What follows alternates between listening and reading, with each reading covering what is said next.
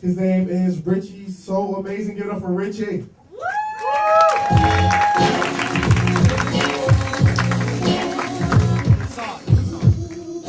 Wu-Tang right there. Alright, first of all, what the fuck? Why is that girl exposing me? I mean, so what? I hit my girl. Like father, like son, you know? I don't know if you guys caught it. She just called her mom a Disney World bust down. I think that's worse than anything she could say to me.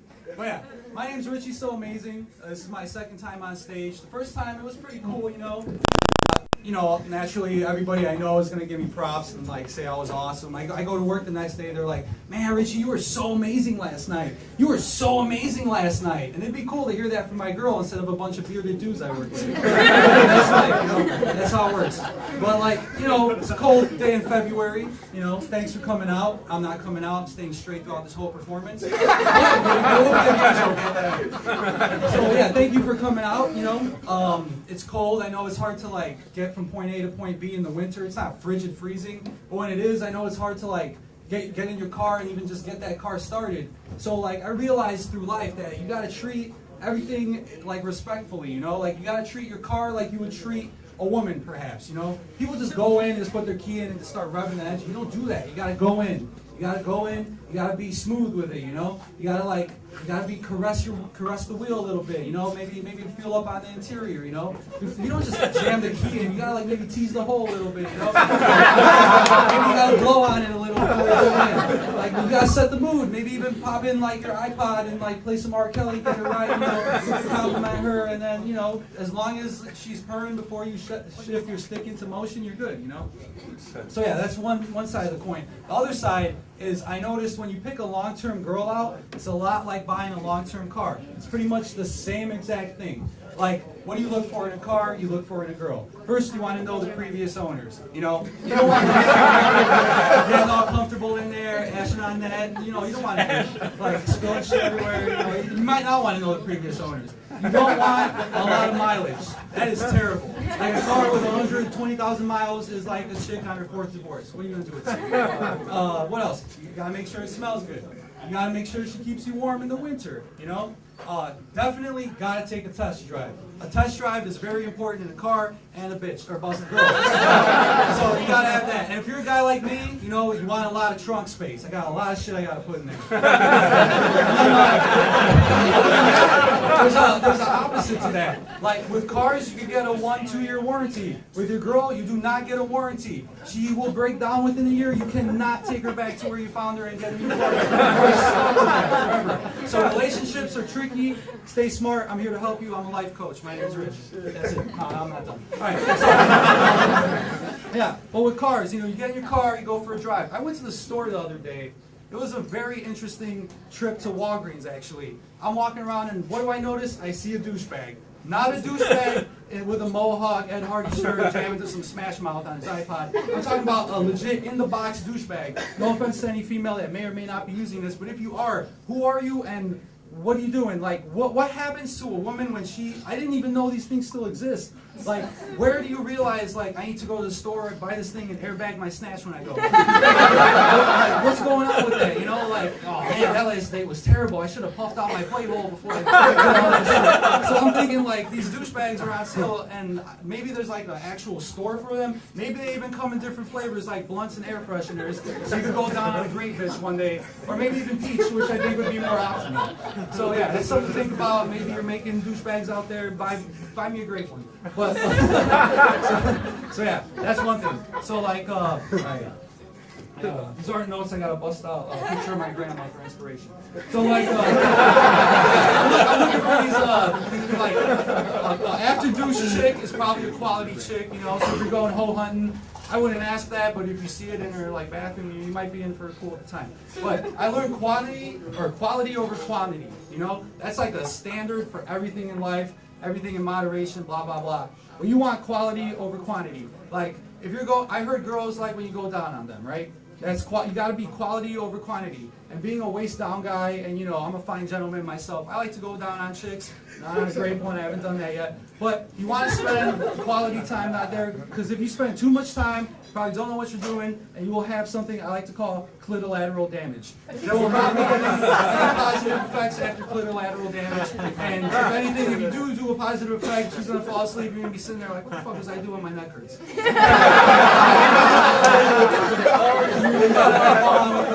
And like I realize like some guys, like we're all in the technology era. Like technology is crazy nowadays. Everybody's texting, everything's on the phone. You got a computer in your pocket nowadays, right? Well, like the problem is the youth of America. Like they don't know about clitolateral damage, bust downs, white toys. They're just kids. There's kids on recess, instead of playing with balls. Not like that. Instead of playing with balls, like, you know, to play catch, there's sexting and texting and shit. You got little kids winking at girls in 7th grade, like, send me a picture of your boobies, I'll show you my pee-pee. They don't even know the fucking technology. And that's the problem with technology. They're sending winky faces here and there, but, like, back in the day, we couldn't do that. Like, back in the day, even, like, our parents, when they were, like, in their early 20s, 30s at work, like, you couldn't be faxing other bitches, smiley faces. Telecommunications board secretary who likes that you sent fax her a dick pic with a wink on it. And if you could do it, fax machines still work, but if you do that and you get some play, I'm very proud of you, and I might want your fax machine. But other than that, like back to the grandma. Technology is pretty cool though. Like nowadays, like you could date on the internet, and that.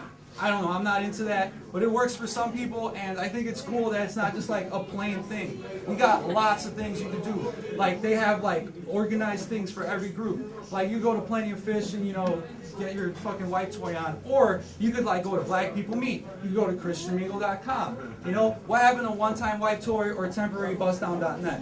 What happened to the simple things everybody can relate to, you know? I guess you could do that with Craigslist. I don't know, I don't mess with that, but usually it's like some chick you would find on 600poundsweeties.com, and that's nothing nobody wants, or some guy trying to finger bang you for some Kesha tickets. You're not gonna win on Craigslist, don't even try. However, I have a friend, he scored off Craigslist, met a chick, mid-20s, still had her baby teeth, best head he ever got. It's a weird experience, not for me, works for some people. If I was doing that shit, I would want manufacturers and corporations of the world to make like a male birth control / STD protection pill. That way you could just pop that and do everything we want in our life. And then maybe Lent would have been better because I would have gave up on pulling out like I originally intended. Real world. And, you know, every day the fucking world changes. Every day we get older, too. Like, you gotta enjoy your youth. Because before you know it, you're gonna be a grandpa. You're not gonna be showering. You're gonna be taking baths. You know, you're gonna have no hair. I know I'm gonna, like, be on my own or with, like, my wife, toy, or grandma, girlfriend, and she ain't gonna wanna be with me. She ain't gonna wanna see what's in the bathtub. So I ain't gonna have a she butler, loofah me, and all that. I'm not gonna have all that. So I gotta, like, enjoy my youth. And before you know it, all you guys, we're all gonna be wearing diapers at the age of 80. We're gonna be eating mashed nanas and warm milk for dinner. You don't wanna do that. Bad time. So enjoy your youth. And that's my positive message, you know?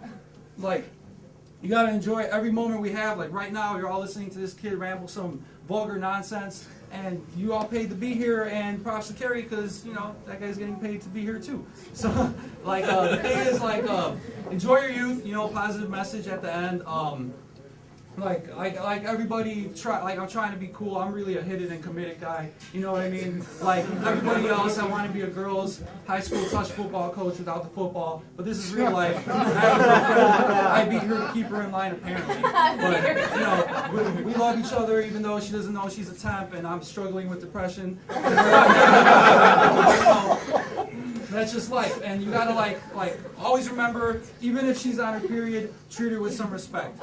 So what if she's useless for 7 days or whatever? Have that bitch make you an omelet. You're gonna have a better morning, and you could make her feel proud and good for herself. No offense to all the ladies who hate me right now. Second, I always want to tell everybody. Channing Tatum, that guy can do no wrong. You put on his movie, you sit through that bullshit, and then you let your girl enjoy it, and when the credits roll, she's on top of you fantasizing about him. I'm fantasizing about anybody but her, and next thing you know, I had like the best Valentine's Day of my life. Keep that in mind. Remember to buy buy some drinks. My name's Richie. Oh wait, hold on, I got one more joke. The gay joke, yeah. I'm working on a direct to VHS production. It's a gay porn R&B musical starring Balls to Men, New Kids on the Block, Backseat Boys, and a special featured by One Erection. Stay tuned for a live Pink hologram Kesha concert collabo, and yeah, I'm done, man. What the fuck am I talking about? Richie SoAmazing.